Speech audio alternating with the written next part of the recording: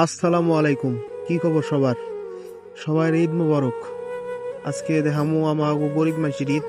গরিব মানুষেরা কিভাবে ঈদ করে, প্রবাসীরা কিভাবে ঈদ করে, সেটা আজকে আমি আপনাদের দেখাম। তো এখন হইতেছে হলো নামাজ পড়ার জন্য মসজিদে। মসজিদটা আমার বাসায় থেকে বেশি দূরে না, কাছেই।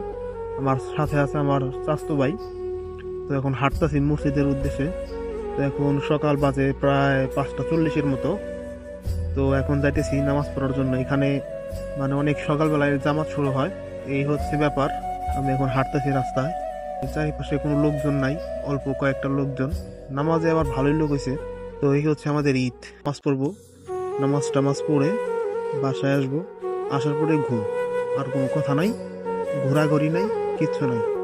ঠিক আছে, জীবন থেকে মনে করেন যে আনন্দ জিনিসটা হারাই ফেলাইছি, এটারে পুরো বন্ধ করে ফেলাইছি। এটা আনন্দ বলতে কিছু নাই, ঘোরাঘুরি বলতে কিছু নাই।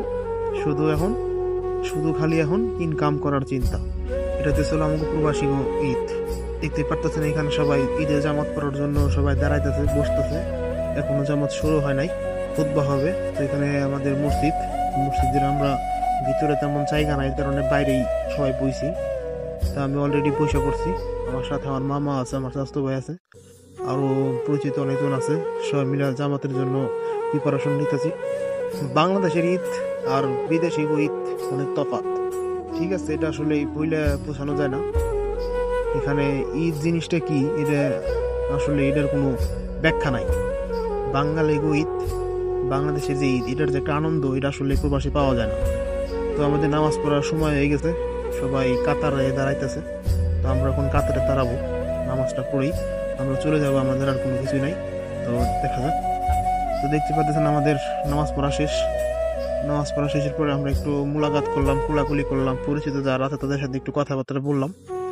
তো এই পর্যন্তই আমাদের ঈদ উদযাপন শেষ। তো ঈদের মজাটাই হচ্ছে এখন এখন আমরা যতটুকু কোলাকুলি, তারপর একটু কথাবার্তা বলার, এই পর্যন্তই বলবো। তারপর আর আসলে কিছু নাই, এখন যাই আমরা ঘুমাবো। ঠিক আছে, তো আল্লাহ হাফেজ, সবাইকে ঈদ মোবারক, ভালো থাকবেন, আসসালামু আলাইকুম।